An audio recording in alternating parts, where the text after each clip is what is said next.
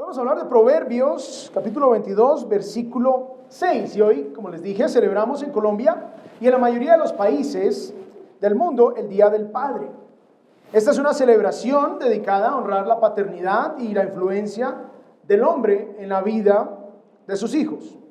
En España y en Portugal y otros países de influencia o trasfondo católico se festeja el 19 de marzo, el Día de San José. Pero debido a que lo celebramos nosotros aquí, hoy decidí hacer la exposición de un versículo que es bastante popular, pero también bastante o frecuentemente mal interpretado. Así que el mensaje de hoy es interpretar apropiadamente el versículo y luego establecer unas aplicaciones prácticas para los padres a partir de estas conclusiones interpretativas. El versículo dice así: instruye al niño en su camino, y aun cuando fuera viejo, no se apartará de él. Esta es la versión Reina Valera del 60. Instruye al niño en su camino, y aun cuando fuere viejo, no se apartará de él. Este versículo por lo general se ha tomado como una promesa, como si Dios estuviera prometiéndonos que al entrenar al niño en el buen camino, cuando sea viejo, el niño no se va a apartar de ese camino. El versículo se ha usado ampliamente como eslogan aún de varias instituciones educativas cristianas, y muchos lo consideran una promesa de que si yo crío a mis hijos en la iglesia, ellos no se van a apartar, o si se apartan por un tiempo, pero al final ellos van a volver, porque el versículo dice que si yo le instruyo en el camino de Dios, entonces él no se va a apartar.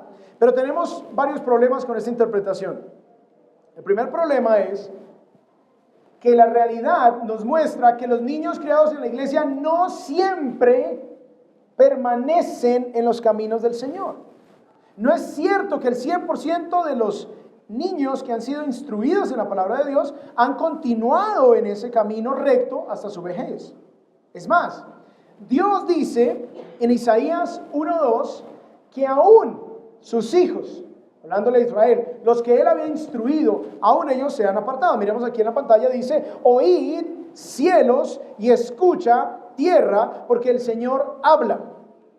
Hijos crié y los hice crecer, mas ellos se han rebelado contra mí. O sea, si el mismo Padre perfecto, el Padre Dios, si a él se le revelaron los hijos que él mismo crió, entonces algo pasa con este entendimiento de este versículo, de decir que es que si yo crío a mis hijos en la iglesia, automáticamente y 100% van a permanecer en la iglesia.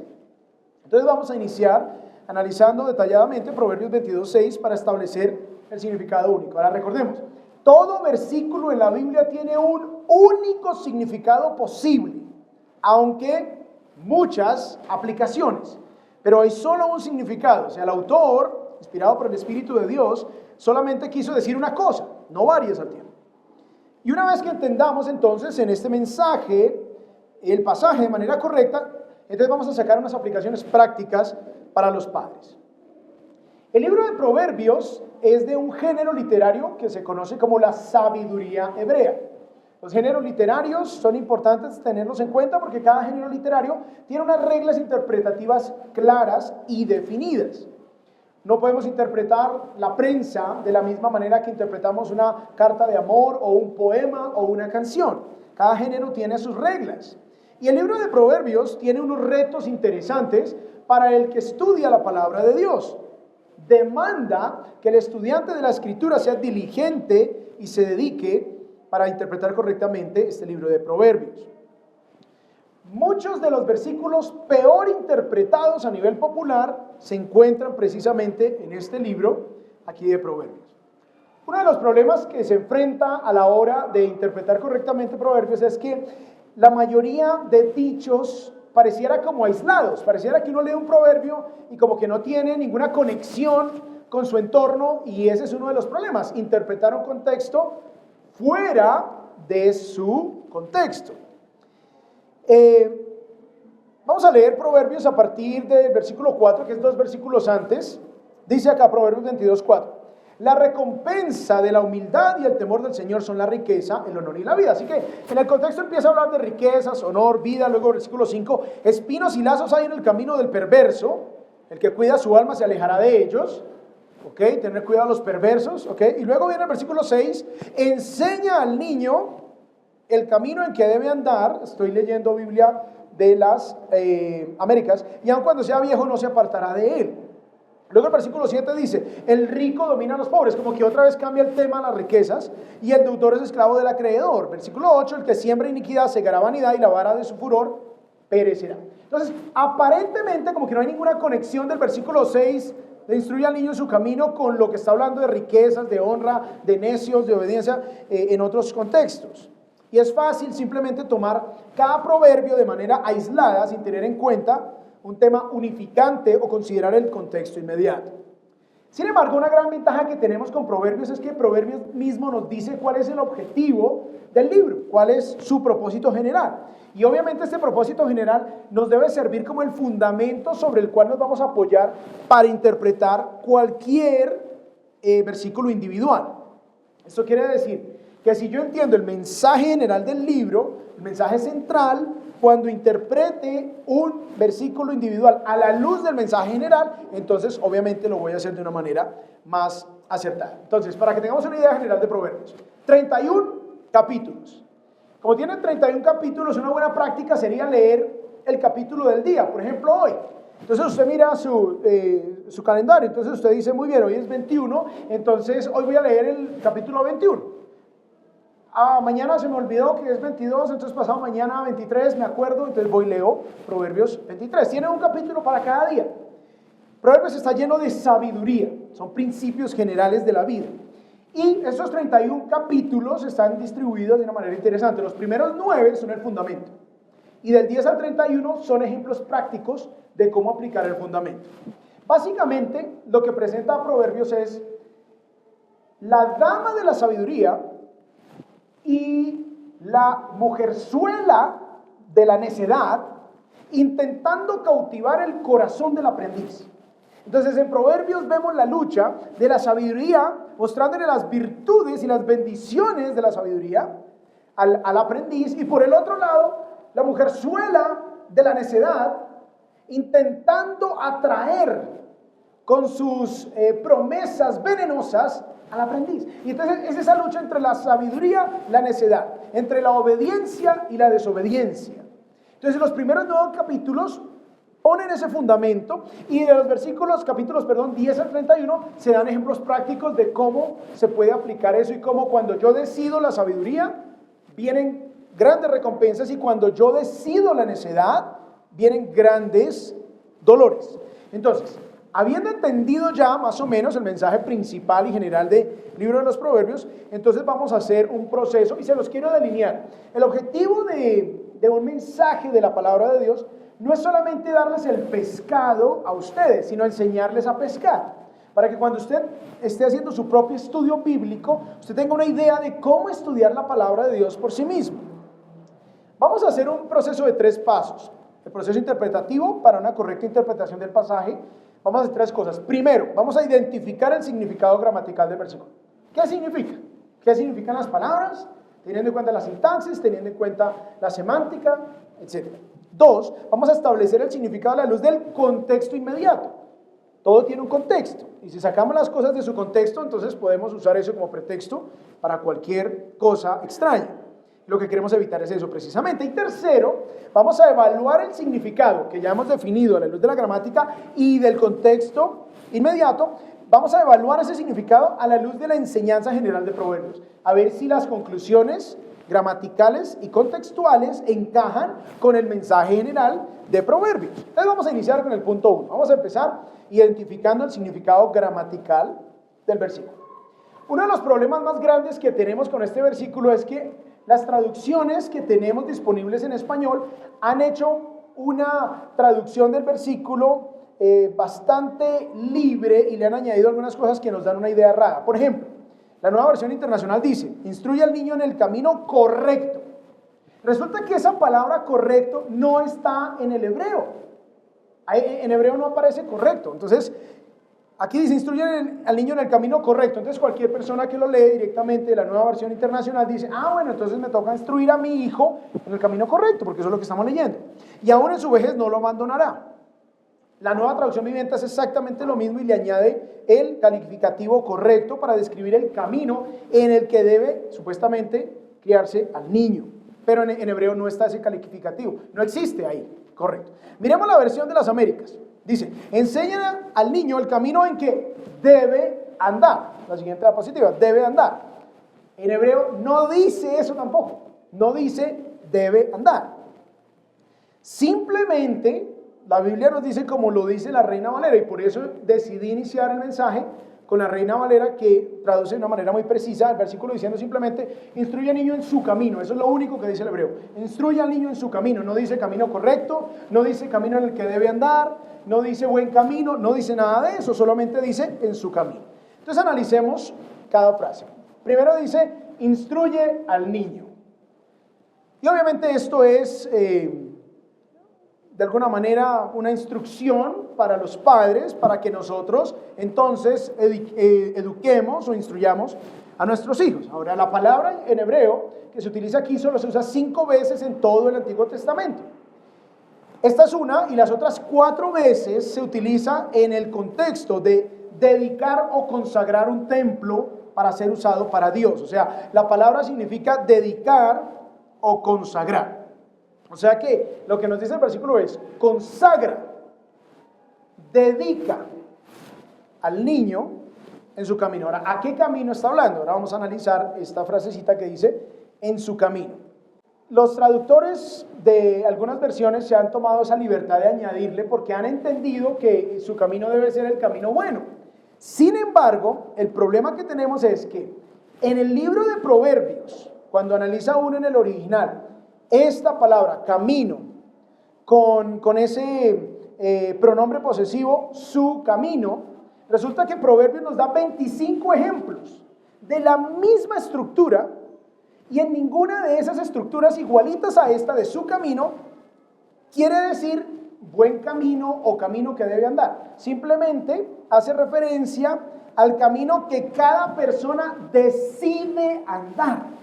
O sea, gramaticalmente, el libro de Proverbios nos demuestra en 25 ocasiones, solamente el libro de Proverbios, que en la misma estructura gramatical que se presenta aquí, en Proverbios 22:6, lo que nos está diciendo el versículo es que si yo instruyo a mi hijo según su propio camino, cuando él crezca no se va a apartar de ese camino.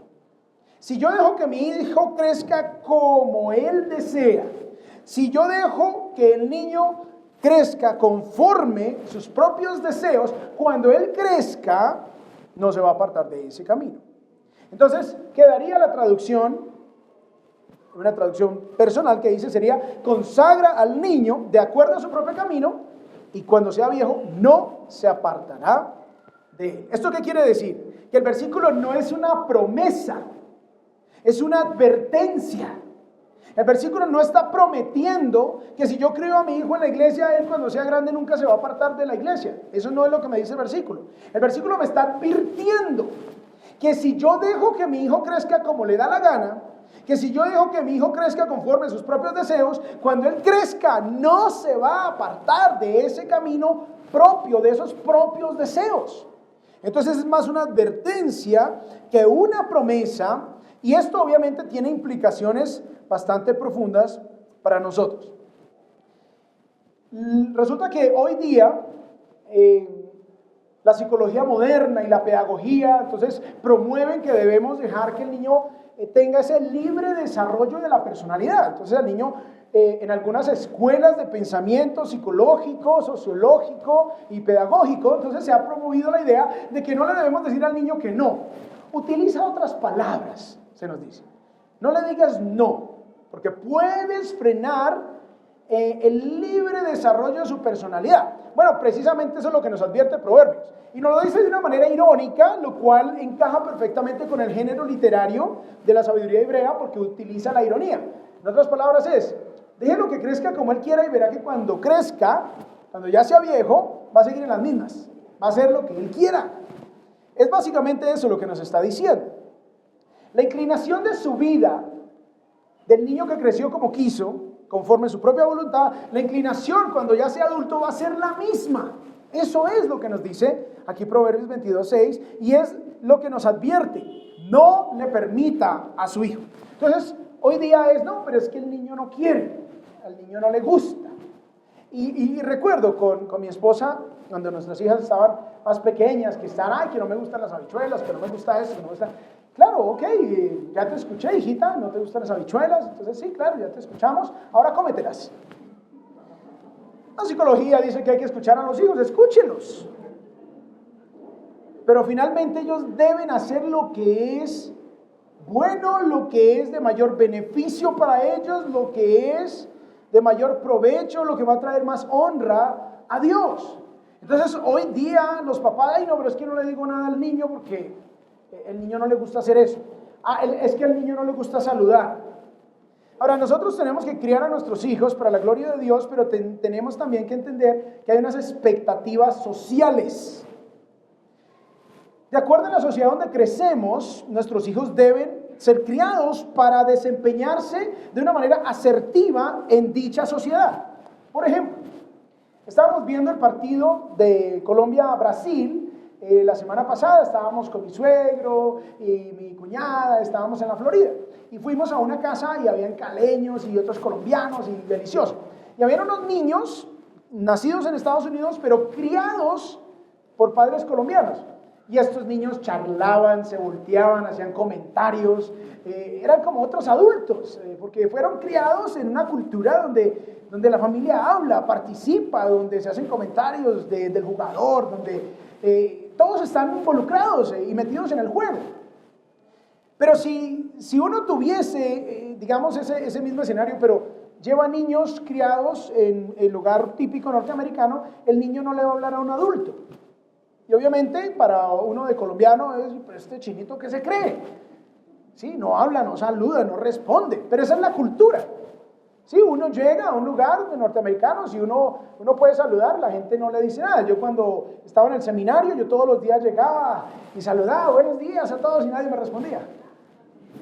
Es la cultura, ¿sí? Y aquí no podemos hacer eso.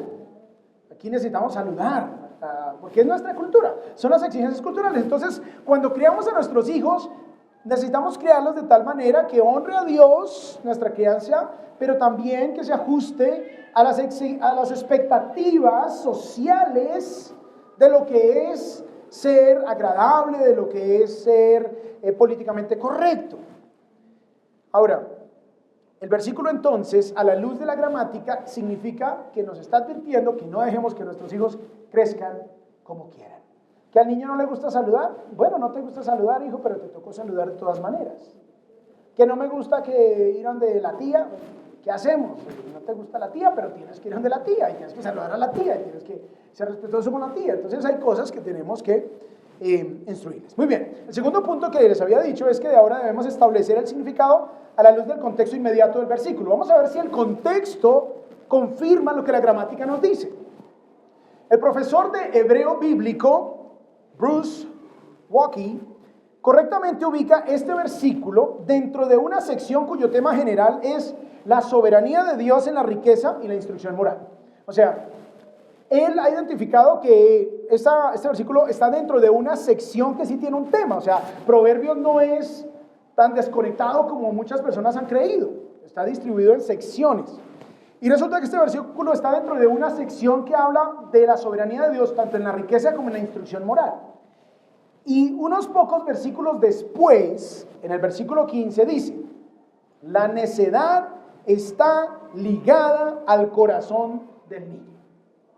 Póngale cuidado. Si nosotros vamos a interpretar el versículo 6 a la luz de su contexto, y el versículo 15 hace parte de su contexto inmediato, dentro de la sección en la cual está hablando el autor de la soberanía de Dios en las riquezas y en la instrucción moral o espiritual, pues obviamente el versículo 15 nos da luz de cómo debemos interpretar el versículo 6. Y el versículo 15 nos dice la necedad, o sea, la necedad es la desobediencia, las malas decisiones, la terquedad, la obstinación, la testarudez, la contumacia.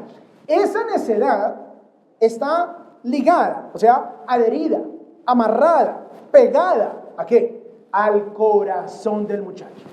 Todos los que hemos tenido hijos y hemos contado con la bendición de ser padres, lo sabemos. Testificamos por experiencia que este versículo es cierto, la necedad está ligada al corazón del niño. Al niño no hay que enseñarle a ser terco, desobediente, obstinado, testarudo, contumaz. Ya viene de paquete así. Entonces está comprobado que el versículo 15 es una realidad. Ahora, si esa necedad está ligada, pegada, adherida, amarrada al corazón del niño, eso quiere decir que no podemos permitirles que ellos crezcan como quieren. No se pueden acostar a la hora que quieren, no pueden comer lo que quieren, no pueden hacer lo que quieren, porque finalmente ni usted ni yo, que somos adultos, tampoco podemos hacer todo lo que queremos. Ahora, si usted quisiera hacer todo, si usted hiciera todo lo que quiere en el trabajo, ya lo hubiesen despedido, ¿cierto? A veces ahí dan ganas de hacer cosas que de pronto no van a permitir hacer, decirle algunas cosas al jefe que de pronto no va a tomar bien, ¿cierto? Entonces, ni siquiera nosotros de adultos podemos hacer lo que queremos, o terminaríamos en una cárcel, sin empleo o en la calle. Así que todos estamos sujetos a una autoridad, por lo tanto, no podemos permitir que nuestros hijos crezcan como ellos quieren. Recuerdo que mi esposa me cuenta la historia de un niño, cuando ella fue profesora de preescolar, y un niño al que sus padres le permitían que él comiera lo que él quisiera, pero resulta que el niño solo quería comer pizza y nuggets de pollo. Entonces un día, cuando hubo una actividad de la letra F, tenían que llevar frutas. Entonces el niño casi entra en pánico porque tenía que estar en contacto con una fruta. Entonces, ¿y por qué? Porque el niño se le dejó crecer conforme su propio deseo, su propio corazón, lo que él quiso. Estábamos precisamente con una familia donde el niño solamente come cositas como líquidas. Entonces, no le gustan ni las gomas porque las tiene que masticar. Entonces, ¿y de quién es la culpa? De los padres. ¿De quién es la culpa que los hijos crezcan haciendo lo que les da la gana? De nosotros.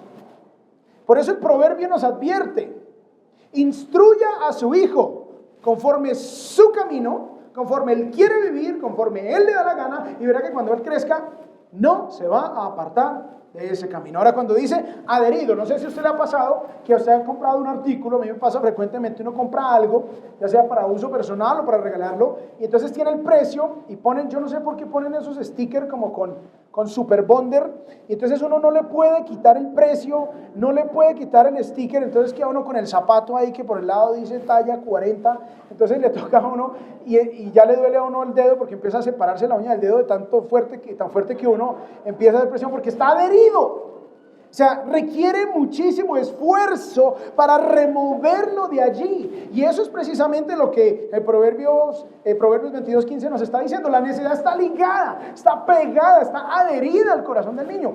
Por lo tanto, nos va a costar muchísimo despegarle esa necedad. Y eso requiere una actitud bastante activa de nuestra parte. Requiere que nosotros seamos intencionales al removerle. Pero ahorita vamos a la parte de aplicación. Ahorita estamos solamente en la parte de interpretación. Así que, finalmente, el contexto valida lo que la gramática nos muestra. Entonces, la gramática dice que es una advertencia y el contexto también. Es más, en el versículo 17, que es el primer versículo de la siguiente sección temática de Proverbios, inicia con un llamado al aprendiz. Ahora, Proverbios, como les dije al principio, es la sabiduría y la necedad intentando conquistar el corazón del aprendiz. Y aquí se hace un llamado, dice el versículo 17: inclina tu oído y oye las palabras de los sabios, aplica tu corazón a mi conocimiento. O sea, que en realidad Proverbios nos está haciendo un llamado a nosotros los padres a que no permitamos que nuestros hijos crezcan con la tendencia de su corazón que va a ser hacia la necedad, porque ella está ligada a su corazón. Y nos dice: inclina tu oído y oye las palabras de los sabios, se aplica tu corazón a mi conocimiento. La labor de los padres no le quita la naturaleza pecaminosa al hijo, ni tampoco le quita su responsabilidad moral y espiritual, pero sí tenemos que hacerla. Muy bien, y el tercer paso en el proceso de interpretación es evaluar el significado, o sea, lo que hemos hecho a la luz de la gramática y del contexto. Ahora vamos a evaluar eso a la luz de la enseñanza general de Proverbios. ¿Será que Proverbios enseña algo así o está en contra de la enseñanza general? Porque si está en contra de la enseñanza general, nuestra interpretación está mal. Porque ningún versículo va a estar en contra de la palabra de Dios, obviamente. Muy bien. Como tal, el versículo sirve más como una advertencia solemne en lugar de ser una promesa, como ya hemos definido. Versículo 15 de Proverbios 29 enseña algo interesante, dice: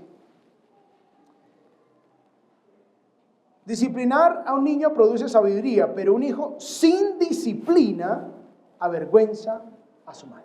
Un hijo sin disciplina avergüenza a su madre. O sea, el niño que se le ha dejado vivir como quiere, el niño que se le deja crecer como quiere, el niño, ay, es que a mí no me gusta saludar, a mí no me gusta la gente, a mí no me gusta que me toquen, a mí no me gusta que me hablen, a mí no me gusta que me alcen, a mí... Bueno, ya te escuchamos, ahora te van a alzar, te van a hablar, te van a decir, vas a interactuar y te tocó. ¿Qué hacemos? Y más en nuestra cultura latinoamericana, todo el mundo espera que lo saluden, que le dé un abrazo, que le dé un beso, todo eso. Era interesante porque cuando metió gol Brasil, nosotros estábamos con el prometido de mi cuñada, que él es gringo. Entonces, claro, todos abrazándonos unos encima de otros, gritando, y él así como asustado, ¿qué hago? ¿Qué hago? Entonces, Trish y Emery pueden brincar, y Monique pueden subir encima de los demás, tranquilos.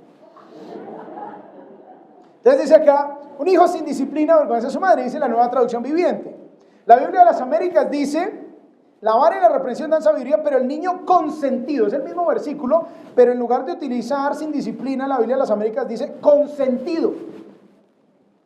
La Nueva Versión Internacional dice, la vara de la disciplina imparte sabiduría, pero el niño malcriado.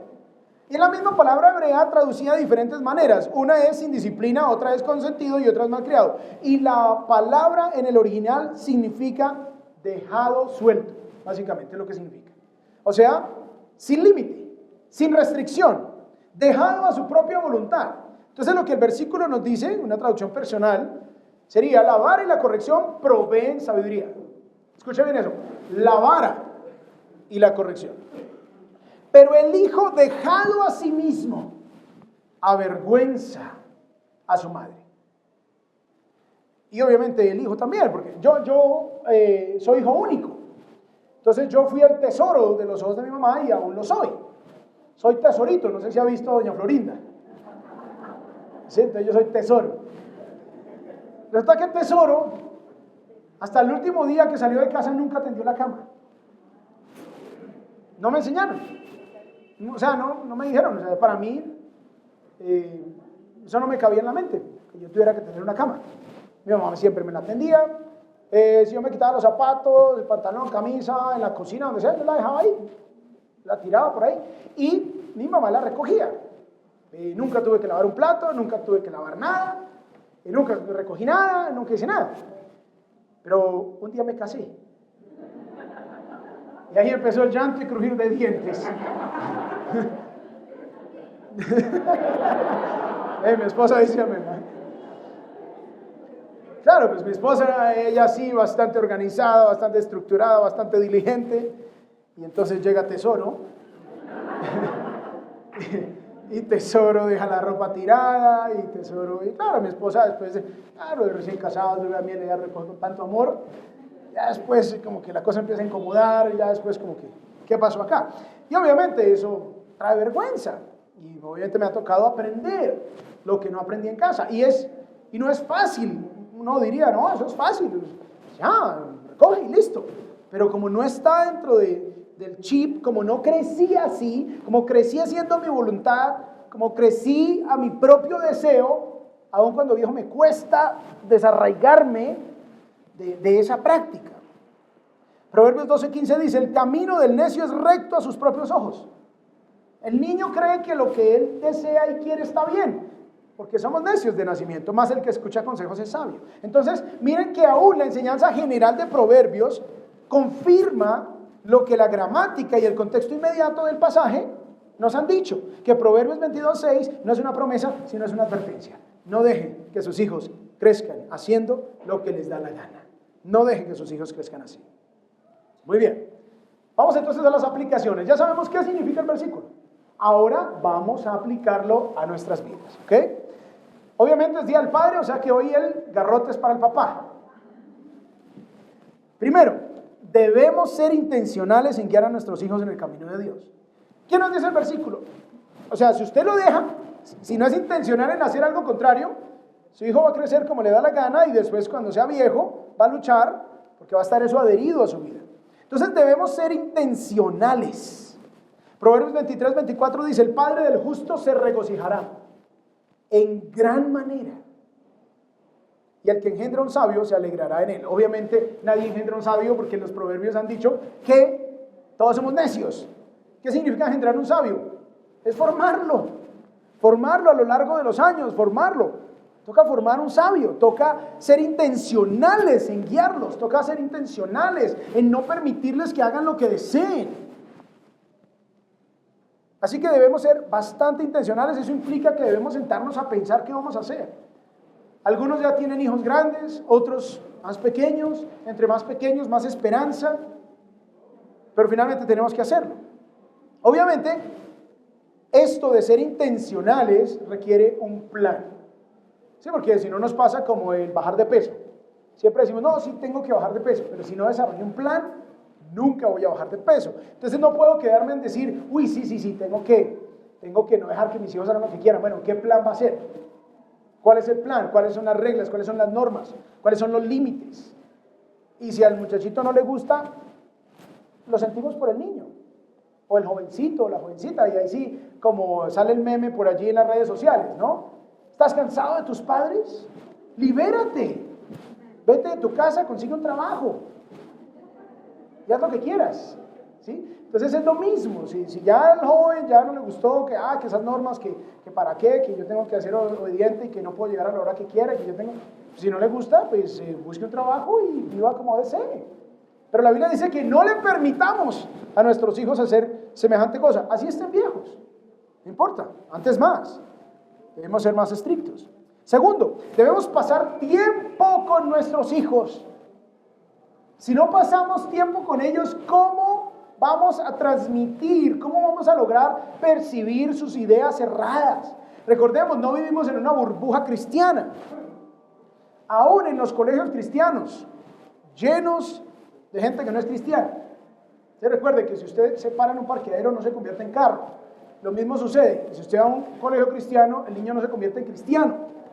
Si usted va a la iglesia cristiana, usted no automáticamente, por ósmosis, se convierte en cristiano. Entonces debemos pasar tiempo con nuestros hijos porque ellos están allá afuera, ellos ven televisión, ellos ven películas, ellos entran a internet y reciben mucha información, y mucha de esa información es errada, es pecaminosa, está fuera de los parámetros de Dios. Y si no pasamos tiempo con ellos, no podemos saber en qué están pensando. Adicionalmente, dice Salmo 127:3, he aquí herencia de Jehová son los hijos, cosa de estima, fruto del vientre. O sea, debemos disfrutar a nuestros hijos, pero para disfrutarlos hay que pasar tiempo con ellos.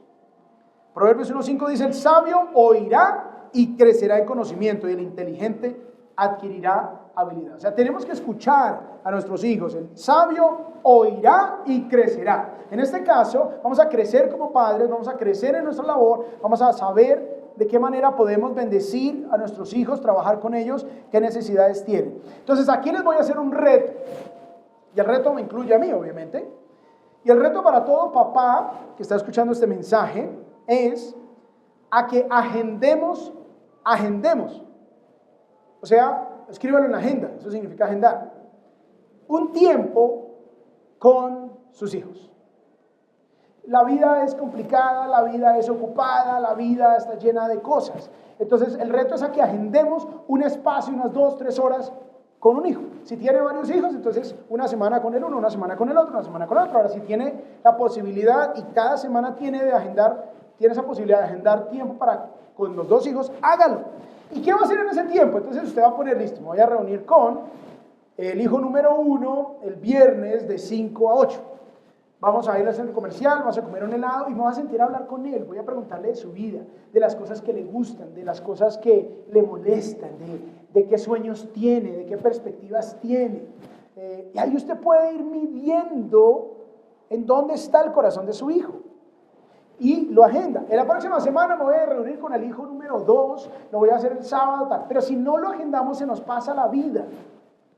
Se nos pasa la vida y no hablamos. Ahora, es importante ser intencional con este tiempo para poder escuchar. Y los tiempos que he podido tener, confieso que no lo he hecho tan diligentemente como debiera, pero los tiempos en que lo he hecho han sido de mucha bendición para mí.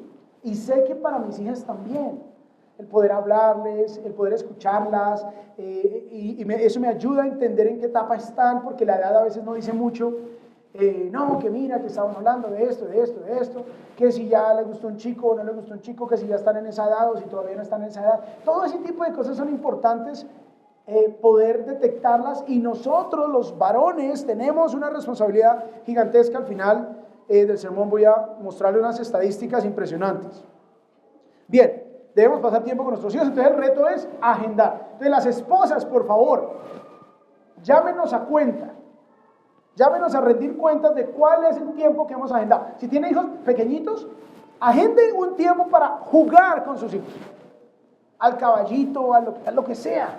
Pero debemos pasar tiempo exclusivo con nuestros hijos. Bien, tercera aplicación, debemos disciplinarlos. Y aquí este es un reto muy grande, porque de pronto usted lo disciplinaron mucho. Y de pronto usted lo hirieron, y de pronto usted ya no quiere ni siquiera tocar a su hijo con el pétalo de una rosa, porque tuvo una mala experiencia. Pero la Biblia dice que la necedad está ligada al corazón del muchacho. La vara alejará esa necedad de él. El objetivo de la vara no es destruir a nuestros hijos, sino instruir a nuestros hijos.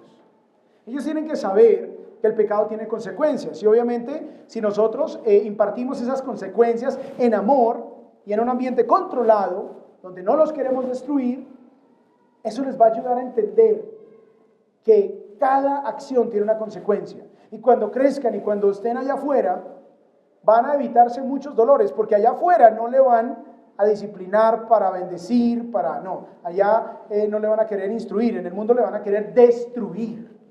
Y si nosotros no les enseñamos a través de la vara que el pecado tiene consecuencias, cuando crezcan fácilmente van a terminar en una cárcel, van a perder el hogar y muchas otras cosas. Con nuestras niñas, cuando las hemos disciplinado, les hemos dicho, ahorita es la vara, a medida que van creciendo entonces te quita el iPad o el aparato o el acceso a internet, o a medida que van creciendo toca ser estratégico. Es solo eso ahorita. Pero si tú no aprendes la lección, cuando salgas y te enfrentes al mundo, va a ser la cárcel, vas a ser herida, vas a perder tu hogar, vas a perder tus hijos. Entonces, si nosotros no disciplinamos a nuestros hijos, estamos permitiéndoles que crezcan como quieran. Entonces, evitemos disciplinarlos con ira, evitemos destruirlos. Dice que no te apresures para destruirlos, pero sí debemos disciplinarlos. Debemos disciplinar a nuestros hijos y ser muy estratégicos con ello. Pero si nosotros, miren, somos intencionales, pasamos tiempo con ellos, hay mucha menos necesidad de disciplinarlos con la vara, porque estamos hablando, porque estamos en comunión con ellos, porque los conocemos, porque realmente hemos ganado el corazón de ellos y hemos ganado trascendencia en sus corazones a través de ese diálogo, a través de ese compartir. Debemos disciplinarlos. Y finalmente, debemos dar buen testimonio a nuestros hijos. Como hombres hoy en el Día del Padre, el reto es a vivir vidas piadosas basados en principios escriturales. Debemos cumplir nuestras promesas a nuestros hijos. Si no sabemos si las podemos cumplir, no hagamos una promesa, expliquemos. Ok, tengo todo el deseo de llevarte al parque el domingo. Vamos a hacer todo lo posible, pero pueden haber unos cambios en el plan, ¿sí? Y eso les ayuda a entender que a veces las cosas cambian. Pero si no, yo te prometo y no cumplimos nuestras promesas, eso es un pésimo testimonio para nuestros hijos. Si no cumplimos nuestras promesas con los demás, si no pagamos nuestras deudas a los demás, nuestros hijos ven todo, ellos viven en nuestra casa. Debemos ser la cabeza espiritual de la familia, debemos estar comprometidos a construir matrimonios bíblicos sólidos. Nuestros hijos deben ver ese compromiso en nosotros, varones. que a pesar de las dificultades, a pesar de los retos de la vida, a pesar de las diferencias, ahí está papá en el diálogo, ahí está papá intentando arreglar las cosas, ahí está papá pidiendo perdón, ahí está papá reconociendo que le hizo mal, ahí está papá teniendo paciencia o pidiendo perdón porque no la tuvo, ahí está papá. Tenemos que mostrar compromiso de nuestro servicio al Señor. Sí, la vida es ocupada, pero nuestros hijos deben ver que a pesar de que la vida es ocupada, yo quiero servir a Dios, yo quiero servir al Señor, yo quiero servir a mi iglesia local, yo quiero servir a otros, yo quiero mostrar el amor de Dios en la comunidad y mis hijos deben ver eso. Para terminar, les voy a contar de un estudio que se hizo en Suiza acerca del impacto de los hábitos religiosos de los padres y la transmisión de esos hábitos a los hijos. Se analizaron bastantes variables en este estudio, pero la variable que sobresalió sobre todas las demás fue que las prácticas de los papás, de los padres varones, lo que el papá hace es el gran factor determinante para que los hijos continúen asistiendo a la iglesia cuando grandes.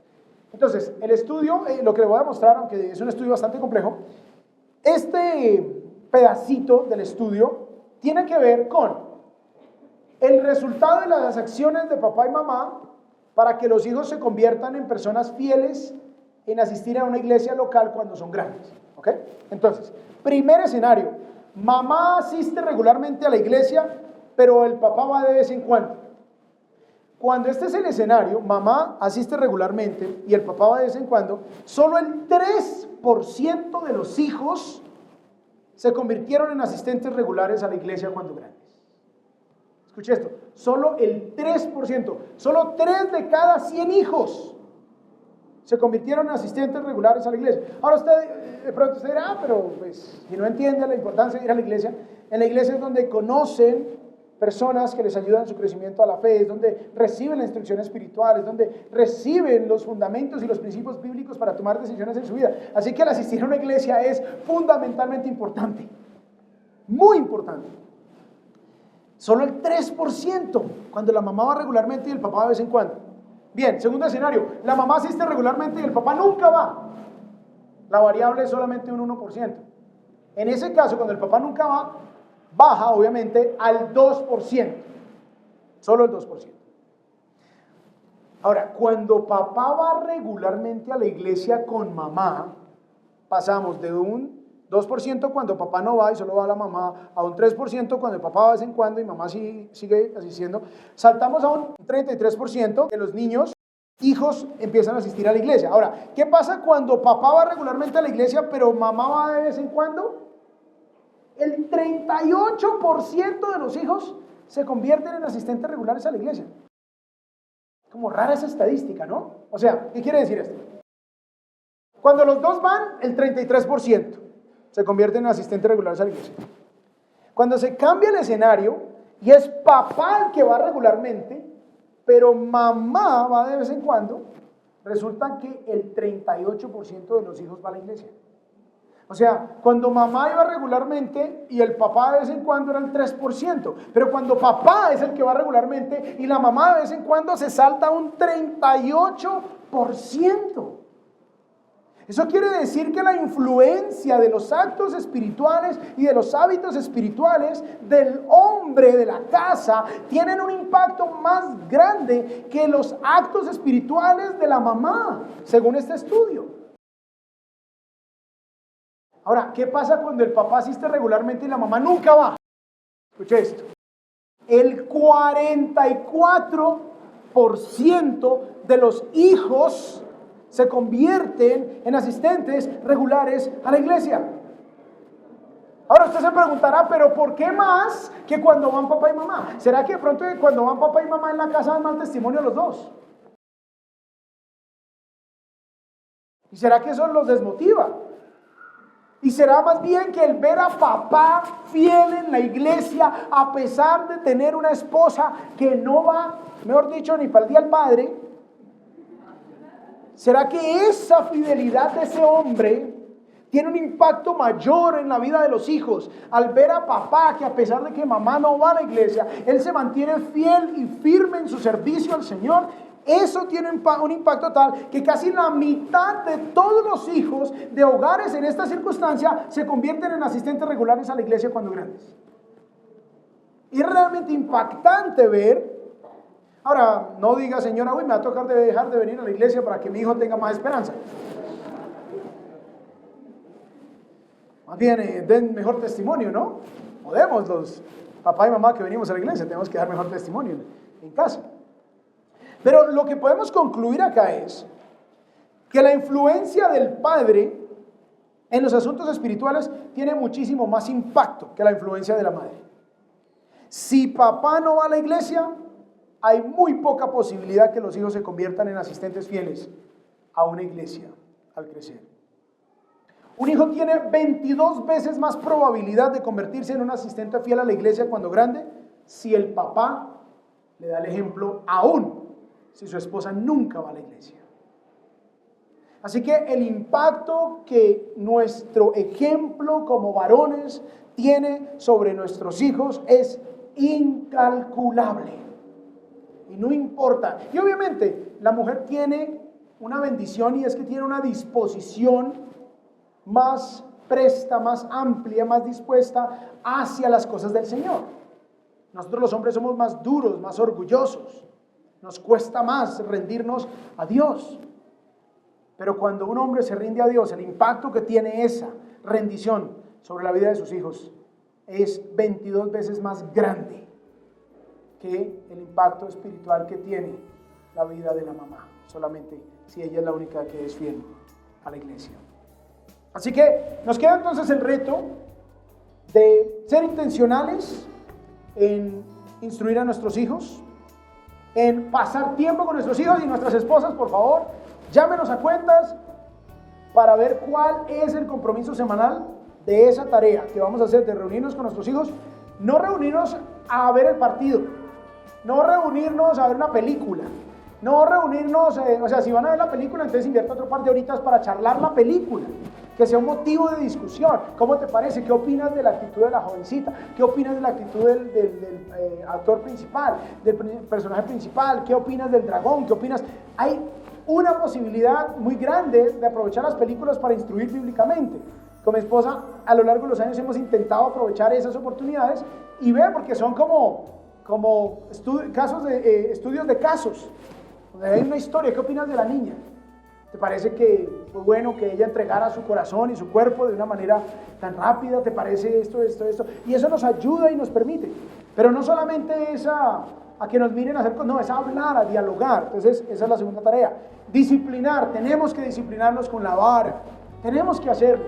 A medida que crecen, pues hay otras estrategias. Y debemos dar buen testimonio. Vamos a ponernos de pie y vamos a pedirle al Señor que nos ayude a todos los padres a ser hombres